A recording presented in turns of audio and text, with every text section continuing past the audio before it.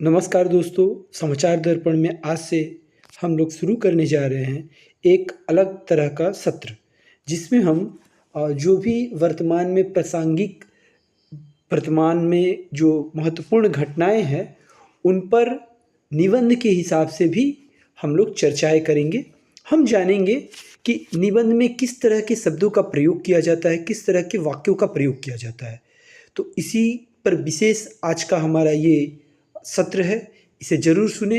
ये आपके GST paper 2 में बहुत ही अधिक लाभदायक सिद्ध होगी। तो चलिए शुरू करते हैं आज की चर्चा।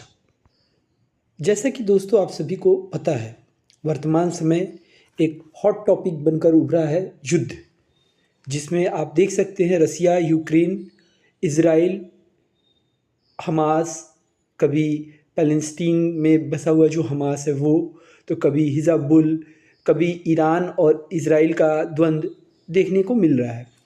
बीच बीच में नॉर्थ कोरिया भी प्रकट हो जा रहा है, उत्तर कोरिया, और कभी कभी मामला को गरमा दे रहे यूरोपियन कंट्रीज़, जो यूरोपियन देश जो अपने हथियारों की आपूर्ति यूक्रेन को कर दे रहे हैं, जिससे रसिया तिलमिला सा गया है और वह प्रायः यह बात कह देता है कि वो ज़रूरत पड़ने पर परमाणु बम का प्रयोग कर भी सकता है अगर स्थितियाँ बनी तो।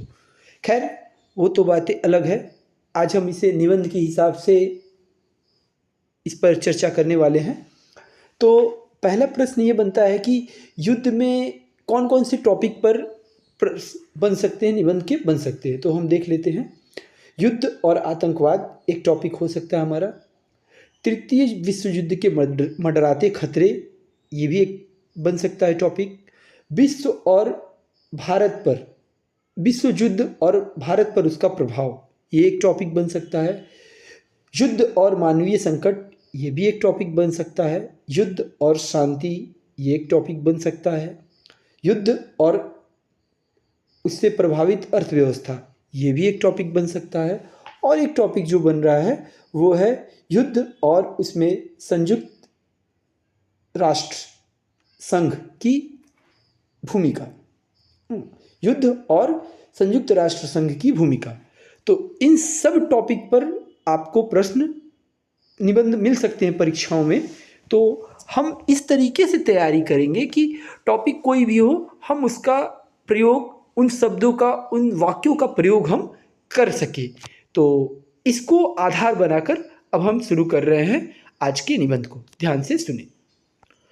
युद्ध से तात्पर्य दो या दो से अधिक पक्षों का आपस में मतभेद होना, मन की शांति खोना और वाणी और कर्म द्वारा इनका आपस में लड़ना है।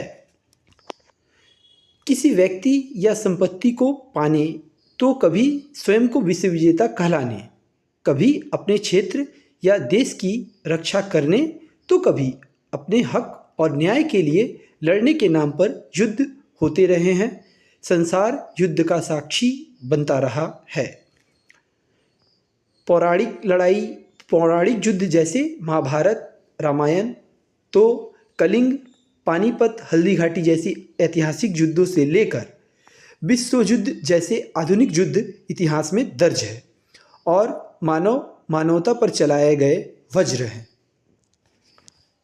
इतिहास गवाह है, युद्ध का उद्देश्य चाहे कुछ भी हो, पर मानवता की नृशंस हत्या जरूर होती है।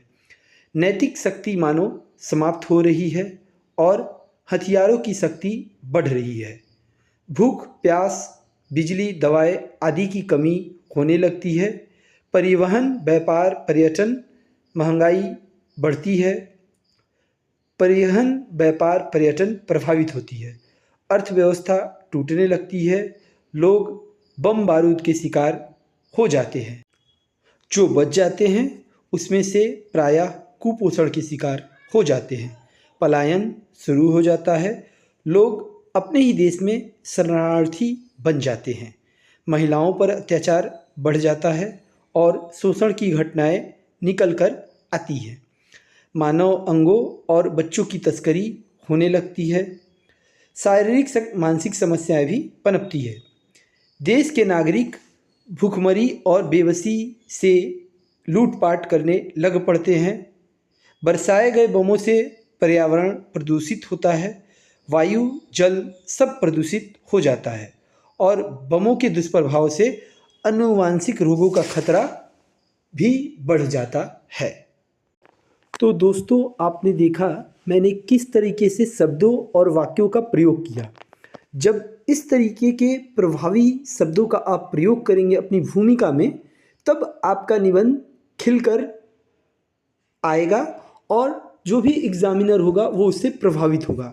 तो आज की चर्चा को इस भूमिका पर ही देते हैं विराम। अगली चर्चा में हम आगे बात करेंगे और आप सभी से ये हम उम्मीद करेंगे कि आप कमेंट और लाइक करके हमारा मनोबल बढ़ाएंगे, जिससे हमें प्रेरणा मिलेगी कि आगे के वीडियो को भी हम निबंध के लिए बनाएं। तो इस पर ज़रूर ध्यान दें और हो सके तो चैनल को शेयर भी कर दें अपने दोस्त मित्रों से, ताकि जितने व्यूअर्स बढ़ेंगे हमें प्रेरणा देंगे कि हम और अच्छा आपके लिए करें। इसी के साथ आज की चर्चा को देते हैं विराम। दीजिए इजाज़त। नमस्कार, धन्यवाद।